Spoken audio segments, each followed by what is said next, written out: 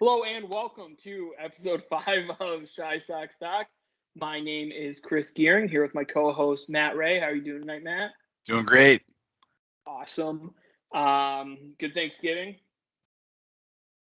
Wonderful Thanksgiving. Nice. Everything I could have possibly hoped for. That is fantastic to hear. So got some Sox news to talk about, Sox fan.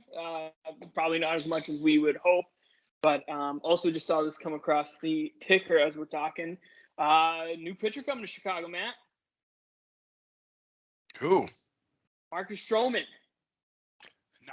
Not the right side of Not Chicago. The White Sox, though. He's going to the Cubs. So he said he really liked the city of Chicago. That's all we got out of that. Yeah, I would have liked to. He's always kind of been somewhat rumored going to the White Sox for the past couple of years.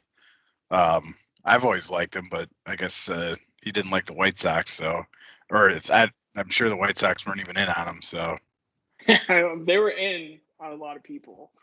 They made a lot of phone calls that obviously resulted in a lot of transactions. So we got two questions from our listeners tonight. First one, Matt, is if we miss out on all of the big names, what are some smaller moves that they could do that could have an actual impact on the team? I mean, as far as like the big name guys, I think a lot of them are kind of already off the board already.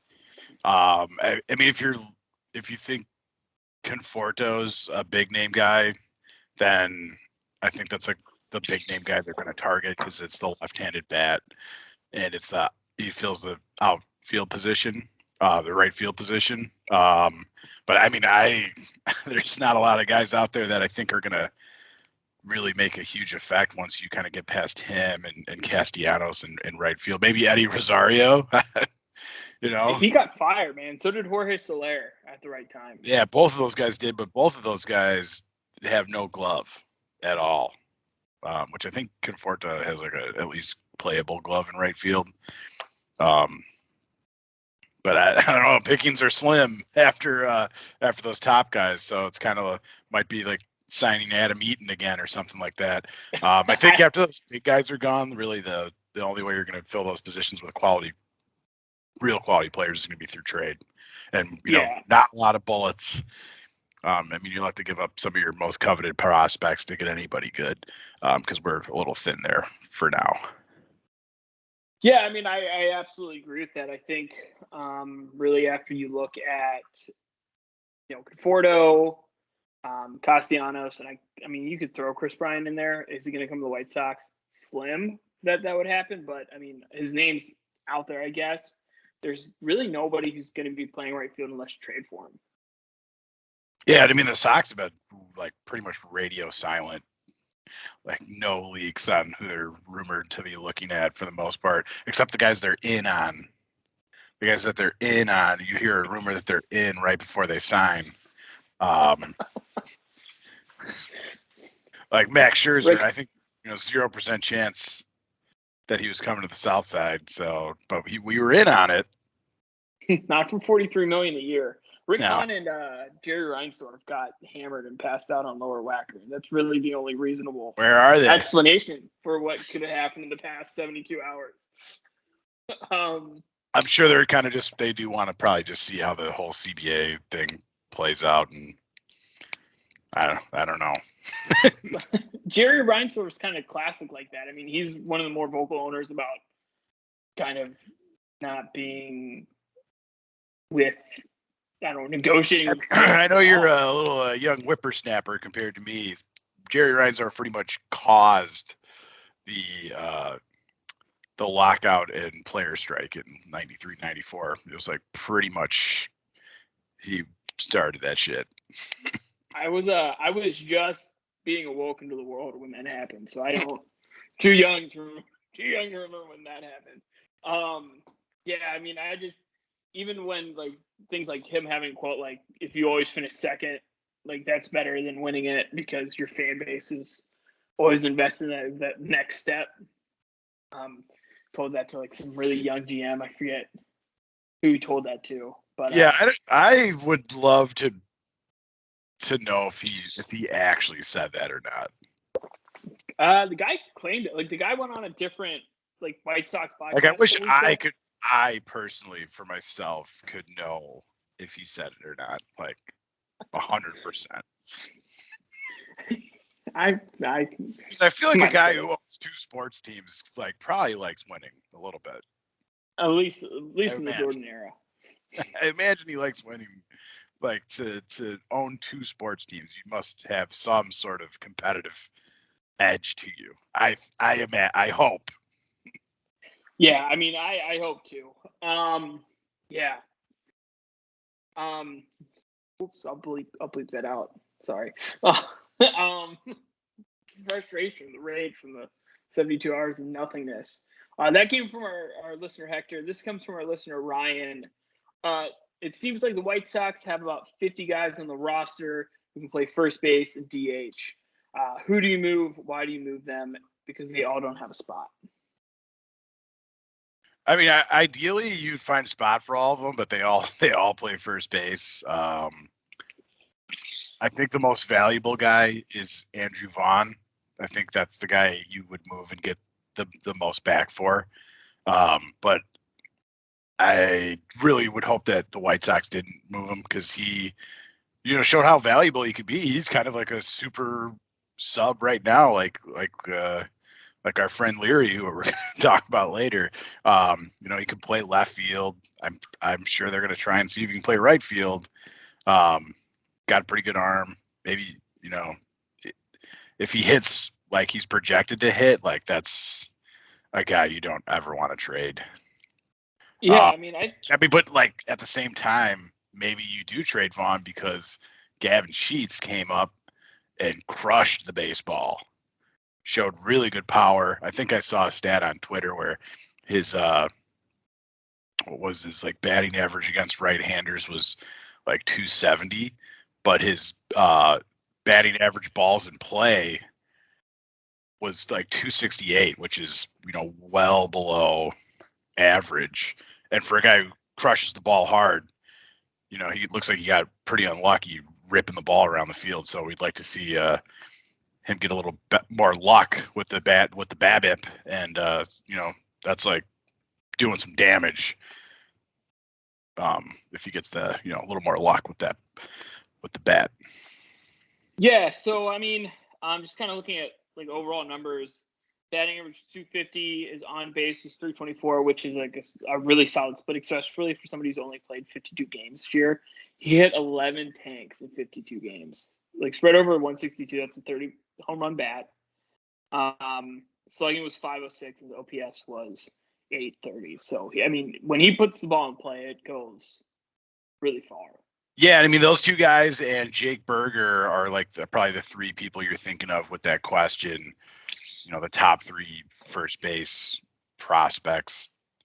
And to not, I feel like I answered the question kind of cowardly by not saying I'd trade any of them. But if I was going to trade any of them, I think you would have to try and move Berger. But I don't think he's as valued by the league as he is by, me and you, just because he's been injured for so long and, played all right in the pros, but the glove doesn't play anywhere but first base. Looks like, I don't know. I could see Andrew Vaughn getting shipped for something, and then you have Gavin Sheets, be your first baseman with Jose Abreu. If Andrew Vaughn is shipped for Ketel Marte, all in on that. I love Vaughn, and he's going to be an all-star. But if you were to get Ketel Marte back, that 4 years of control, that guy's a stud. That guy is a bona fide stud. Yeah, and I mean, you got to trade guys with high potential to get good players, good pro players back. I mean, look who we had to trade, who the White Sox had to trade to, start the rebuild. It's not like they were trading some guys who were trash. They traded Chris Sale. They traded Adam Eaton, who was a stud when they traded him. Coming off a Gold Glove. They traded Jose Quintana, who, wasn't amazing for the Cubs, but when he was on the White Sox, he's a Cy Young contender. You're trading top guys for top talent. It's never really even. But you got to trade talent to get talent, or potential talent to get talent. And I know we're going to go into this after we talk about the two moves the White Sox actually did make. Move and a half, actually. It's a move and a half. Not going to give them credit for two. But, there's a guy in our bullpen that is he's a real closer, regardless of how he performed on the South Side. And you could get something back. Like, that's a real ball player for him in Craig Kimbrel. I mean, if I looked at it, I would rather trade Gavin Sheets before I traded Andrew Vaughn. If you could get like some kind of lefty bat back with Gavin Sheets, or even if you could package him with like Jake Berger because he's blocked at third. But I don't really know what kind of guy you get back if you trade those two and try to trade somebody else. I'm not really sure what you get back. I don't think Uquelis is going to be on the South Side. I think he's going to be traded too. I with him, I don't even. It's kind of an afterthought for me because he seems like a lot of it's from just name recognition and thinking you're going to get a little bit of Yoenis out of them because they're related. And I don't think he's impressed so far. Yeah, and I think it would be tough to trade Gavin Sheets and Jake Berger in a package just because I don't think a lot of teams think that Jake Berger is going to play third base. Where do you think teams? I mean, in AAA, he was a plus glove at third base. If that transfers to the majors, I don't really know. Apparently, he lost weight, so he might be mobile enough to play there now. I just don't know. Yeah, I don't know. I'm not like a scout or anything, but I think most teams would look at him as a first baseman. Yeah, you're probably right. He's but, a big boy. universal DH is allegedly going to be the way things go. So that kind of opens up a whole other half of the league for those guys to slot into. And, maybe that's what the White Sox were waiting for, to see if that is a thing. That opens up a lot of different trade potentials, especially when you have 3, 4, 5 prospects that are kind of falling in that DH first base slot. That makes that trade package a lot more valuable. Yeah, and you'd really hope the bad man, Nelson Cruz, ends up on the National League somewhere so he can stop murdering the White Sox.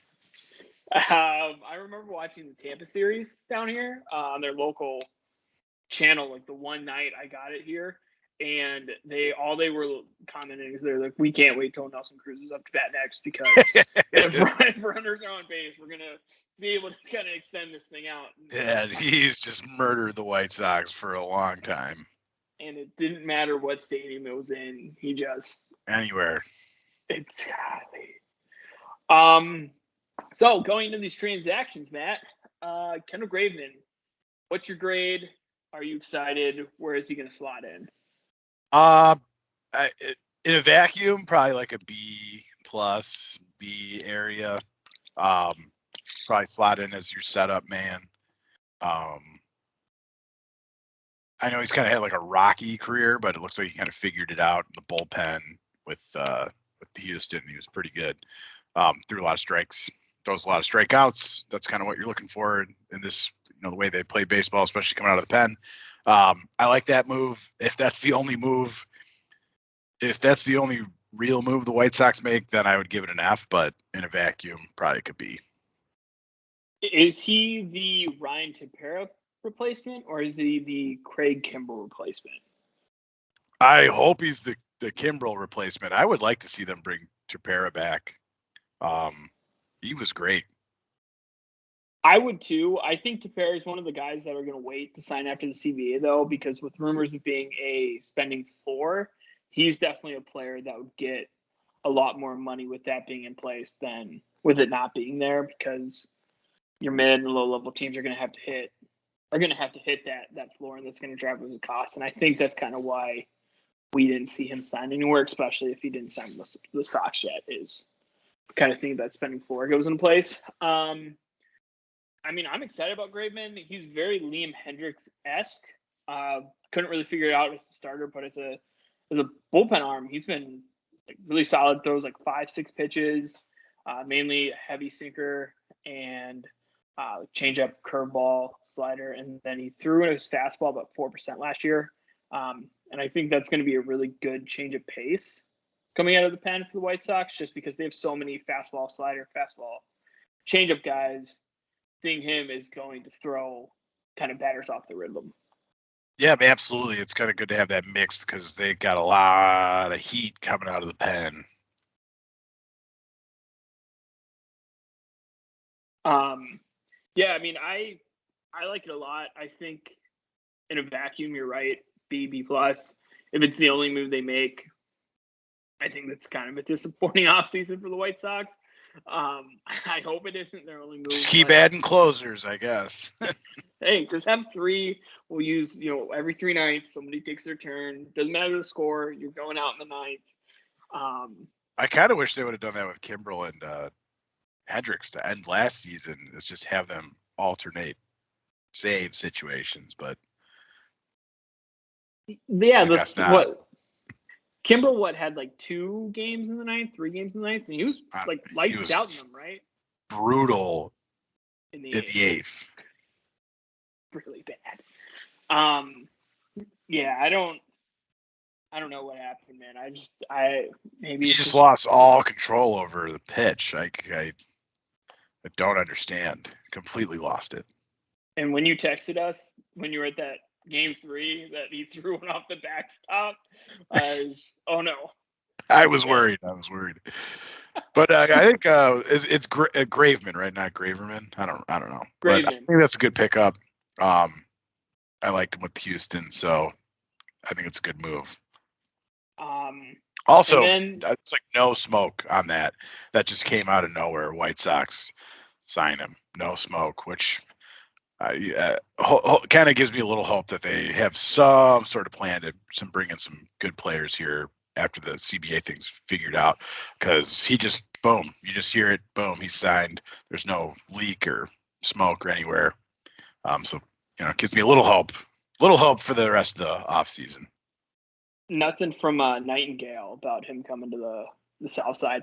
Yeah, I mean, I saw something with him staying with the Astros at one point, but again, I wasn't looking for them to add somebody like him, so I wouldn't. When they signed him, I was all right. Let's go. This is a start. This is the start. Here comes the rest of them. In 3 months, everybody else is coming in 3 months. See how long this goes. We'll do a episode on the CBA here in a couple of weeks when things are kind of more ironed out. Bring some lawyers in to discuss the finer points. Yeah. Well, do we know any lawyers? We'll just call them. Cold call them until we get one on here. And then the other move that was made, the other half move that was made is Leor is coming back for $5.5 a year for 3 years. I think you and I both have the same sinking feeling that he's going to be the starting second baseman on opening day. I mean, he's a fantastic utility player because he can play. I think he's played first base. I think I remember watching the game where he played first base, but he could play literally everywhere in the infield. Maybe he can catch. I don't know. Maybe we should see if he can catch. He can play all 3 outfield positions. I mean, he's not like a plus defender anywhere, but he's pretty decent in the outfield, pretty decent in the infield as a defender. Decent hitter, for what he is. He's a switch hitter, right? He is, but I think at one point they just told him to bat from the right side, midway through the season. So I mean, sure the White Sox he's good. He's a really good, glue guy, really good utility player, longest tenured Chicago White Sox player currently. He'll continue that for the next 3 years. Looks like Tony loves him. We know that. You just gotta hope that he's not your. You got to hope that Rick Hahn, that's not his plan for second base. Or even worse, that's not his plan for right field. I can't see him being the backup plan for right field's got to be Adam Engel, right? Like, it has to be. It cannot be Laori before him. Like, and if it is, somebody should just walk into Rick Hahn's office and show him the clip of Laori misplaying that ball in game 2, just on repeat until it's just, Yeah, and I love Engel. I think he's a pretty good player, like amazing defender, like Gold Glove defender. But I don't think he can be relied on. He just gets injured way too much. made glass. Always on the injury list. Yeah, I mean, Laori is. I'd be really happy if we saw Laori play like 4 times a week, but at a different spot every time. And then when October rolls around, we never hear his name again. Or he's He's got a little speed, so he can pinch run, he can pinch hit. I don't know how good he is at bunting, but I mean, I'm sure you got it. Probably the Everybody only guy got who a can chance bunt. to bunt this He's probably year, the baby. only guy who can bunt. Well, everybody got their turn to bunt this season. So I'm sure we could find somewhere. Well, and with Ricky, when Ricky was managing, he got a lot of tries bunting. So Look, Ricky's boys don't quit, all right? they won't. They don't. They do not quit. When Leori Garcia joined the White Sox, do you think Andrew Vaughn was legally allowed to drive yet? I don't think so. He was not. And also, Blurred Lines. For all you young kids out there who might not know this song, do you remember Blurred Lines? Yeah. That was the #1 song in the United States. Controversial song these days. But that was the song. That was the #1 song in the United States when Leori Garcia joined the White Sox. This is to show everybody that it's been a minute. I mean, I hope he gets a ring with the White Sox. That would be a great story, kind of through the whole thing with Abreu. But friggin' home run he hit was electric. I can still feel it in my chest to this day. Dead center too. Murdered also. 2. They actually went to another game. I guess who were they playing? I think they were playing the Red Sox. And it was like 175,000 degrees out. Not a cloud in the sky. People were literally boiling alive in their seats. And I think it was 0-0. And Mr. Garcia hit a walk-off home run and definitely shut up idiot Boston fan sitting a couple rows in front of me. He was trying to catch a Southside beatdown. He's lucky the Sox won. That's all I gotta say. Yeah. Sox, that is. I remember that game. Those games were like 2 weeks apart too. That was like right at the end of the season, right before the White Sox went to that weekend where they played like 13 games against the Indians. Like that second to last week of the season. Kind of seems like they always end the season with a 20-game stretch against the Indians or the Guardians now, but they are the Guardians now. No matter the season, they got 20 in the end of the season against the Guardians. We got 20 against Cleveland to finish it out. In a row. It's all packed into one weekend. Packed all into the last month, guys. We're just gonna play doubleheaders here for like the last 3 weeks. Don't even worry. We'll do 5-inning games. Are doubleheaders? They're gonna be 9 innings again, right? That's like 9-inning doubleheaders. Yeah. Second to last week of the season. Kind of seems like they always end the season with opponent. Wild concept. Great TV. I don't know if I like that. I do like the playoff expansion just because I think it like the rebuilding. I mean, your team sucks the Royals sucked for 30 years. They didn't make the playoffs for 30 years. Okay. Like, is that rebuilding or is that just like, I'm going to have a shitty team? That's Pittsburgh. That's the Pirates. They didn't win. For anybody who doesn't know, I originally grew up in Western PA. The Pirates didn't have a winning season until I was 20 years old. I just liked baseball. Like, I didn't really have like a favorite team. I just knew the teams I didn't like. And unfortunately, the Pirates were one of them. And I lived in Pittsburgh. I just really liked baseball. I was 20 and then they went on like a 3-year stretch where they won 1 billion games, but like lost in the first round of the wild card game. And then, went back to being Pittsburgh. They traded all their good players and all their prospects ended up being really good in Tampa Bay. Chris Archer, baby. Let's go. Good strategy. Good strategy. Good job. So got a couple Kimbrel trade ideas for you, Matt. So these are ones that we'll start off with the obvious one that we've heard the most of. Kimbrel to the Phillies for Gene Segura straight up. I kind of like this move. I put this out on our story the other day. Maybe even Gene Segura leading off and Tim batting in like the 3-hole, because all Tim does is crush doubles and singles, and that's over 300 and could get easy 100 RBIs if he's in that 3 slot if they were to get like a Gene Segura. Yeah, I'm all over that trade. I'd give that an A+ if we can make that happen. I would even even if you have to eat some salary coming back. So I think they both have like pretty similar contracts. But even if you have to eat a little salary for the Phillies to make that move, I'm making that move 100 times out of 100. You got to get Craig off the team. My greatest fear currently, right now, not even Sox related, of all my life, is that Craig Kimbrel will be on the White Sox opening day roster. That's number one. Horrified of that. The second they were like, we're going to sign him and trade him, I was like, dear God, please figure out how to trade him, because he's got to go. He hasn't got it. Not on the South Side, at least. Yeah, I mean, I think the Graveman signing was an indication that the White Sox have a plan to get rid of like Craig Kimbrel. Like they either had somebody in mind or kind of already like pretty serious talks with a couple different teams. Hopefully that doesn't change with the stoppage that's currently going on. But the Graveman signing kind of triggers that in my mind that like he's not going to be there. Maybe he's their pitching coach though. Would that be too bad if he's like, the bullpen coach? He's on the White Sox as the bullpen coach. You know what I mean? Like, no, don't want that. Yeah, here you warm up, you whip him off the backstop. Don't get him anywhere near the catcher.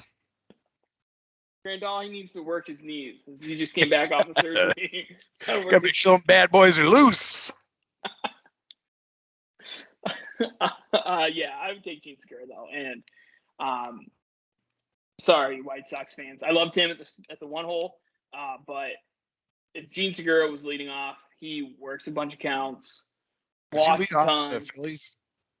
He bats in their 2-hole right now. I don't know who leads off. It's like some random, like I think it's their third baseman who led off.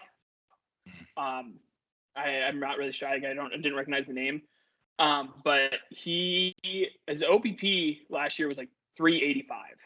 Like he works a ton of counts. He bats like 290, hits a lot of singles. And if you got him on and then did like Lou Bob and then did Tim, I mean, think about that first inning as a pitcher and then trying to get through the second inning where you probably see like Eloy, Grandal, Moncada, Sheets, Vaughn, Abreu, somebody. You know what I mean? Like that's a really lethal kind of top 3 right there. Yeah, and I'm a big fan of having your best hitter in the 2-hole, and I think that's Tim Anderson. Yeah, maybe it's Luis Robert, but I mean, I think I've seen 3-hole. Yeah, I mean, if you had, let's just say in a world we get Gene Segura or Ketel Marte, you put those 2 on base and then have Luis Robert walk up in the 3-hole. And then we're just drinking Ketel One vodka every White Sox game. Goose Island, Ketel One vodka. Give me that Ketel One Goose Island cross branding. They'll set up a field goal post too for anybody out there who wants to attempt that. Second one, which I think is an interesting one, but I think you're going to probably give up a piece that might hurt. Maybe not hurt, really. You send Kimbrel and Jake Berger to the New York Mets for Brandon Nemo. Now, he only has 1 year left of control, so you're going to have to work out some kind of deal, or he's just a one-off guy. But kid's a stud. He can play everywhere in the outfield. Great bat. Really good glove, plus glove. And the best new closer, Edwin Diaz, just did not do it for him. You'll have to repeat the player we're trading Kimbrel for. I had a little internet snag. Kimbrel and Jake Berger for Brandon Nemo. And Brandon Nemo is... He played center field, but he can play right and left as well. Left-handed bat plus glove for the Mets. Probably yeah. best I outfielder for some currently. reason, I always like Nemo and Zunino, the catcher from the Rays. I always like mix them up in my head. So he's the center fielder. All right. Okay. I would do that. I would do that in a heartbeat. Let me see. I got his stats in front of me. Last year he batted .292, OBP of 401. He slugged 437, 437, OBP, OPS of 838. Defensive runs saved, we got plus 11 in center field. So you move that to right, that plays. Done. Make it happen, Chris. I actually, so I send these recordings to Rick on via email. I actually export them to a tape, like a cassette tape, and I try to find him and hand them to him. I just sit by the ballpark waiting to see him. Is that why you always look so weird in those teams meetings? With, like, yeah, I haven't seen him yet. I haven't seen him yet, but I got a whole bunch of cassettes I need to hand him. Skip to 14 minutes and 32 seconds. Figured he was a cassette man. Yeah, I mean, I kind of get that vibe a little bit. I mean, I do that trade. Did the Mets do that trade? Maybe. I mean, Edwin Diaz was not good for them. The Mets were one of the teams that were like rumored to want Craig Kimbrel. And Kimbrel murdered the National League, like just pulverized them with the Cubs. And the Mets need a third baseman, like badly. Anytime I talk to like my in-laws, they're all big Mets fans. They're like, we have no third baseman. Our bullpen is just absolutely falling apart, and the only person on our team is named Francisco Lindor and Polar Bear Pete Alonso. Like that's all that they have, kind of going for them. And Max Scherzer. And now Max Scherzer and well, they signed somebody else too. I forget who. Starling Marte. No Marte Parte in Chicago, which is unfortunate. And Mark Canha. So I mean, they signed like 3 outfielders too. So this could be left-handed bat. You need it for the lineup anyways. Done. Make it happen. And then this one, because Marco Lanson just signed with the Diamondbacks, I believe. You send Craig Kimbrel and Gavin Sheets to the Padres, and you get Jake Cronenworth.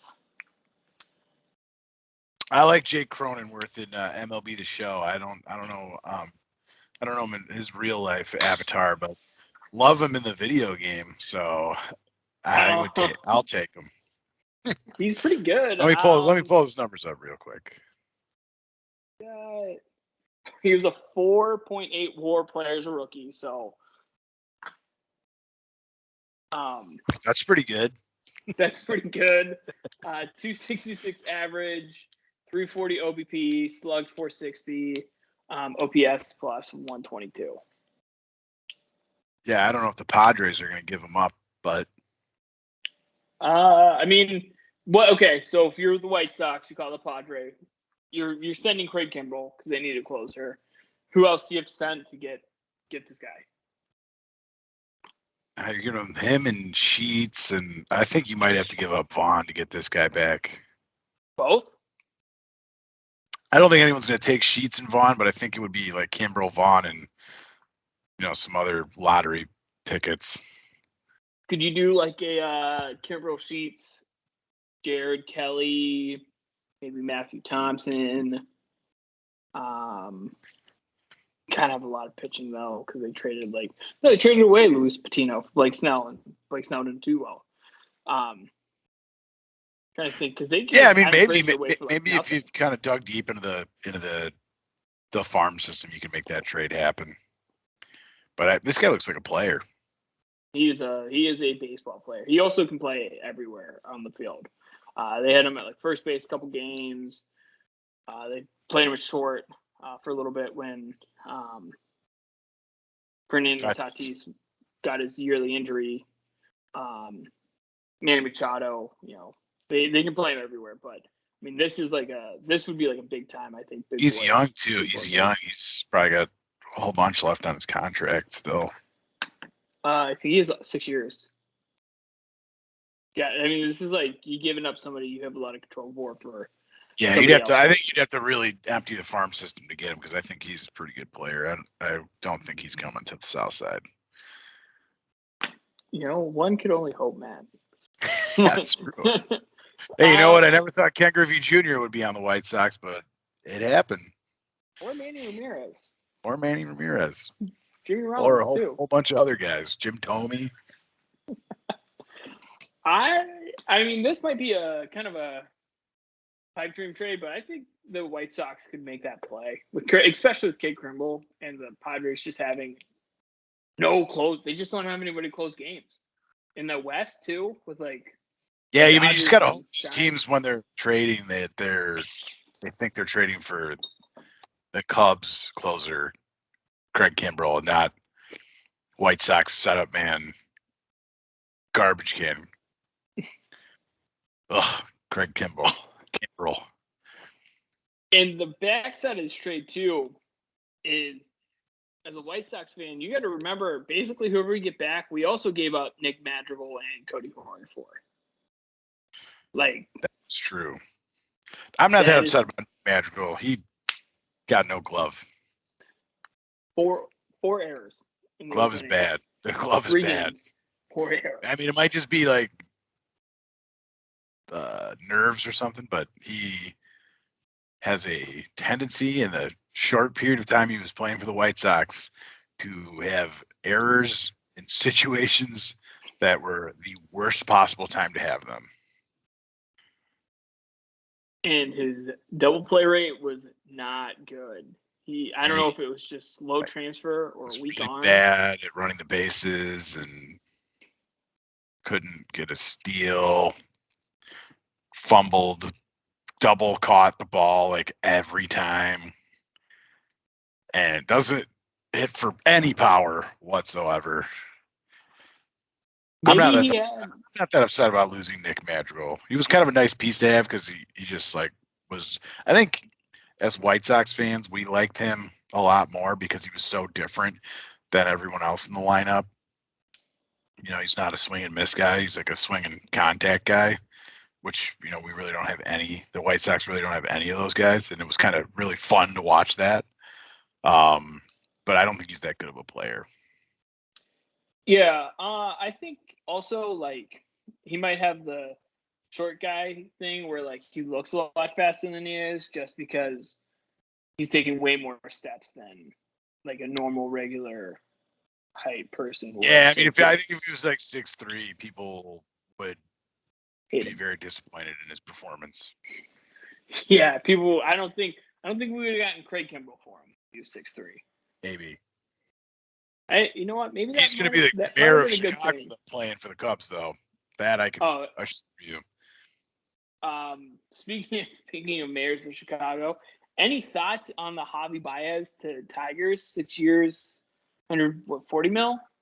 Yeah, I think it's a good move. I think a couple of years ago we all thought Javier Baez was going to get a $300 million contract or $200 million contract. But he's a good player. He's got a plus glove.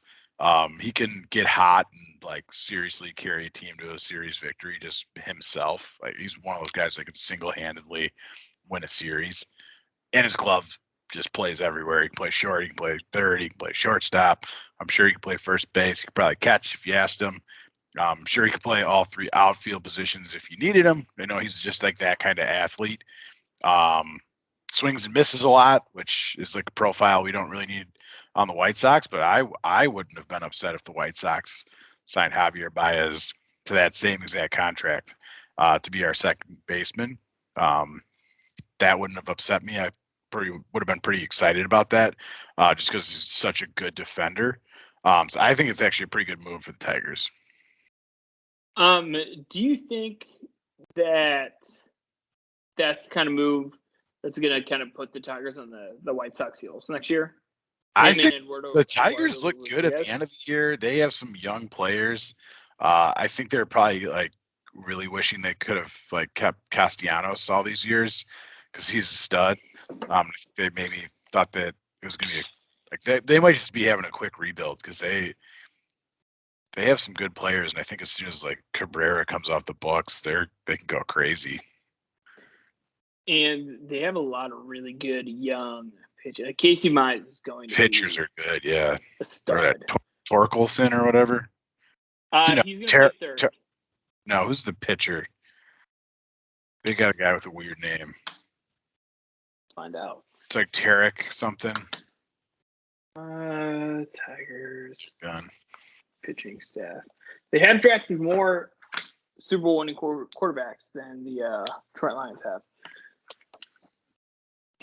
Who among us has? You got depth chart. Turnbull, Spencer Turnbull. Maybe that's it. I thought he had a weird name. You're thinking of Steven Torkelson, who plays third. He's in their AAA system right now. I'm thinking of Tarek Skubal. Tarek Skubal. Oh, yeah, you are. Skubal is his last name. Tarek. I don't know. Tarik. I mean, it could be Tariq, but I think it's Tarek. If you know, let us know. Let us know. Yeah, let us know. Spell it out phonetically for us, please. We're not that smart. Yeah, I mean, I think you got me beat by a couple IQ points, but I don't really know what. Yeah, for anyone who listens, if you haven't figured it out yet, me and Chris, not that smart. Great guys to hang out with and be around. Nice guys. Not any brain geniuses over here. We don't. Hey, if you can guess what our job is, we'll give you, I don't know, a shirt if we ever make them. Let you come on the show. you can come on the show. I will give you a hint. We're not rocket science.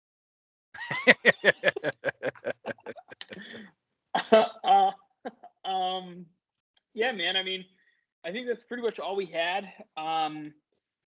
If there's one move, let's say Sox go all in, one move after the CBA is figured out, what do you want to see? I want to see Nick Castellanos in right field. I don't care if his glove is bad. Guy can hit. And I would really like to see him play right field. As would I. And I mean, you got Lewis Robert. You know, that guy covers a lot of ground in the outfield. It's going to make the defensive numbers look a lot better for anyone. Lewis Robert does a lot of good work by covering left field for Eloy as well. I'm sure he could probably help cover right. As long as Eloy isn't Spartan kicking the wall, I think we're okay with him out there. He looked a lot better after he got hurt. I think my secret theory is that he's not even bad in left field. He just has made a lot of stupid decisions that make him look way worse than he is, but he's actually he can do it. If Manny Ramirez can play left field, I think our guy can too. You know what? After he got hurt and he came back, he looked good. I mean, he even made a sweet He made some plays. He's made some plays. He gunned a guy down at home plate. I never thought I'd see him do it in his entire career. Maybe he did it for us at 24. You know, he's pretty fast. He kind of gallops around like a giraffe because he's very lanky, but he's not even that lanky. He's just huge. He's a huge, tall guy with a lot of length to him. And he looks goofy when he runs, but he's fast. He covers a lot of ground, and I think he's going to surprise some people. That's all I'm saying. Is he a plus defender next year? Defense run saves? Is he in the plus? I don't know if I'm going to go that far, but I think he's not going to be oh my God, anything in left field. Oh my God! Oh God, he's going into the net again. Oh, God. He went over the wall to try to rob a home run that was 50 feet over. He's holding his shoulder. I don't think he's ever going to do that again.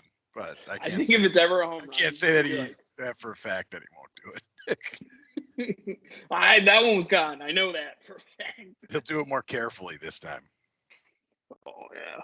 Hopefully, I get to go meet him in Arizona. I'm gonna try to go out there for spring training. Sister lives like 5 minutes away from their ballpark, so I'm gonna give him a couple pointers on how to get over the wall.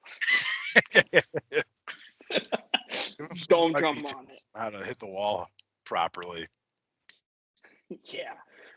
What was it? He gave himself like a concussion in the first game against the Twins in 2020. What else did he do? Fell into the net. And, like, Spartan kicked the outfield wall. I was at that game. He did that. I don't know what the game like, he's dead. He just ripped his leg off. I'm like, why did you do that? 40 home runs next year. You heard it here first. 40 home runs Eloy next year. He's got easy power, I'll have to see. Can't wait to see the full season. Really excited for that. Parting thoughts. The 2 baseball thing.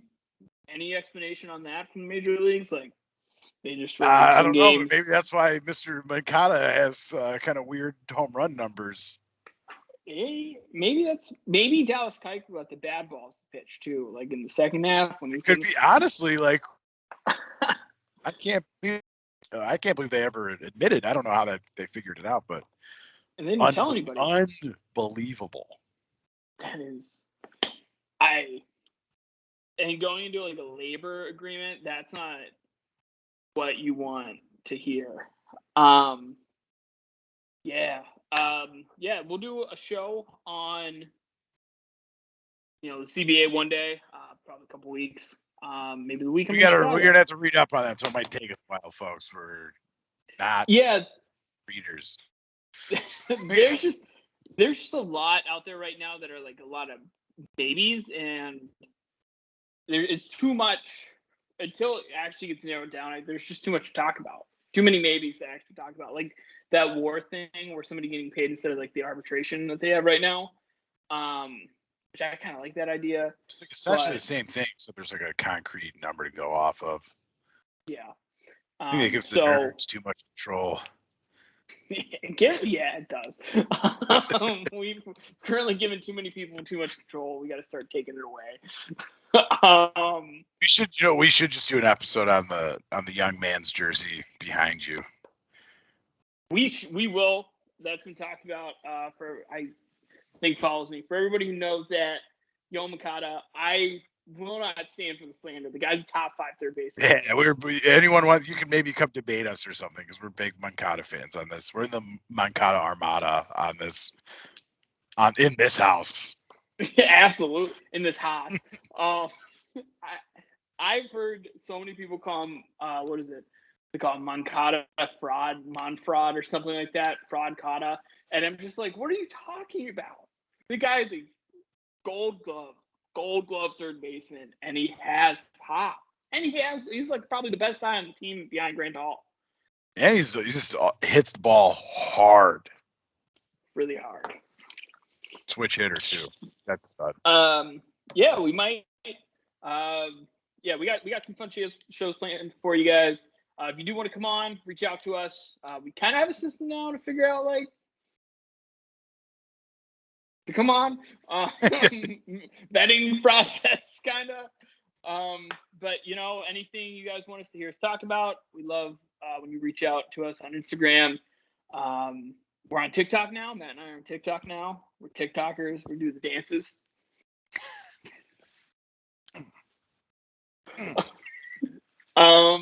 Any parting words for our fellow Sox fans? Well, hopefully the CBA is settled and figured out. Hopefully I'm always on the player side no matter what, just because. But hopefully that comes to a conclusion sooner than later, and then the White Sox can get back to work on their offseason plan. And I do think that they have some more stuff up their sleeve here. So looking forward to what Ricky Hahn has up his sleeves here. He's made a lot of nice moves over his career, and I'm happy that he's, our guy. And Chuck Garfine, come on to the show. I will not stop emailing. I will not stop emailing. No, Chuck Garfine has watched at least one episode. He's got to. He's got to be like the kind of guy who's Chuck, like, let me I find saw you at the time. French market eating lunch one time, and I didn't bug you. Now I consider that a favor. So this will be your favor back to me. I didn't bug you during lunch. Come on our podcast. Let's go. And then you let everybody know, come on. Yeah, I'm excited about Rick too. I think he's a top end trader GM too. Like a lot of his trades that he always kind of works out. For the most part, I mean, they hit, especially in this rebuild.